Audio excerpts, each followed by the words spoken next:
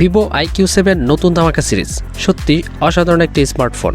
ফোনটির লুক এবং ডিজাইন নিয়ে সবার প্রশংসার শেষ নেই। ফোনটি বাংলাদেশে কবে আসবে, কী কী থাকছে সবকিছু নিয়ে আজকের ভিডিও।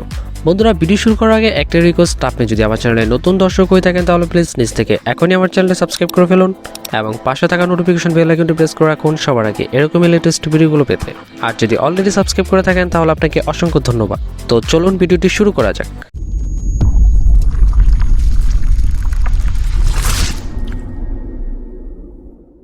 বন্ধুরা, আমরা কথা বলছিলাম ভিভো IQOO এই স্মার্টফোনটি নিয়ে।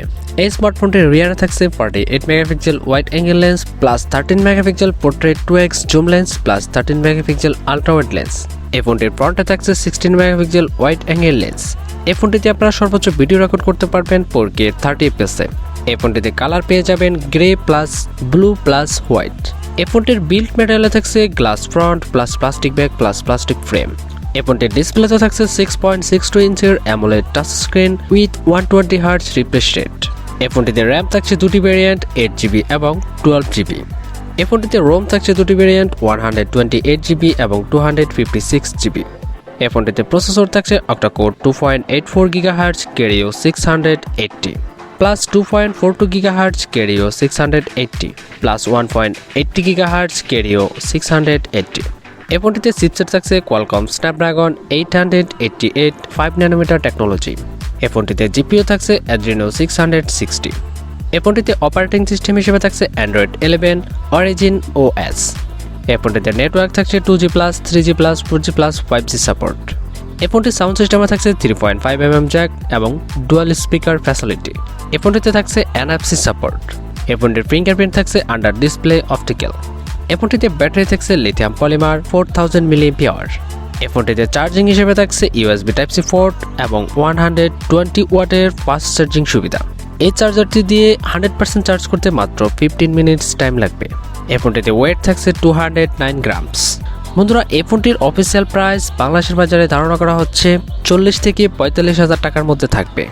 সর্বোপরি আমরা এই ফোনটির ভালো এবং খারাপ দিকগুলো এক নজরে দেখে নেব। প্রথমে ফোনটির ভালো লেগেছে এর awesome front and back camera quality, এবং তারপর যেটি ভালো লেগেছে 6.62 ইঞ্চের AMOLED with 120Hz refresh rate. ফোনটিতে থাকছে হিউজ র্যাম এবং রোম, এবং ফোনটিতে থাকছে কোয়ালকম স্ন্যাপড্রাগন 888 এর পাওয়ারফুল গেমিং চিপসেট। ফোনটিতে থাকছে 5G সাপোর্ট এবং থাকছে NFC সাপোর্ট সহ আন্ডার ডিসপ্লে অপটিক্যাল ফিঙ্গারপ্রিন্টের ফ্যাসিলিটি, এবং সর্বশেষ ভালো লেগেছে এর পাওয়ারফুল 120 ওয়াটের ফাস্ট চার্জিং সুবিধা, যেটি দিয়ে মাত্র 15 মিনিটে ফোনটিকে ফুল চার্জ করা যাবে। আর যদি খারাপ দিক নিয়ে কথা বলে তাহলে ফোনটির ডিসপ্লেতে থাকছে না কোনো প্রোটেকশন, এবং ফোনটি প্লাস্টিক বডি বিল্ড দ্বারা তৈরি, এবং এর ব্যাটারি সেকশনটা আরও একটু বাড়ানো যেত। মাত্র 4000 mAh এর ব্যাটারির সাথে 120 ওয়াটের ফাস্ট চার্জিংটা আসলেই বেমানান। এখানে চাইলে ব্যাটারি সেকশনটা আরও একটু বাড়ানো যেত। যাই হোক, এই ব্যাপারে আপনাদের কি মতামত সেটা কমেন্ট সেকশনে জানাতে ভুলবেন না। বন্ধুরা, এই ছিল আমাদের আজকের ভিডিও। ফোনটির কোন দিকটি আপনার কাছে সবচেয়ে বেশি ভালো লেগেছে সেটাও কমেন্ট সেকশনে জানাতে ভুলবেন না।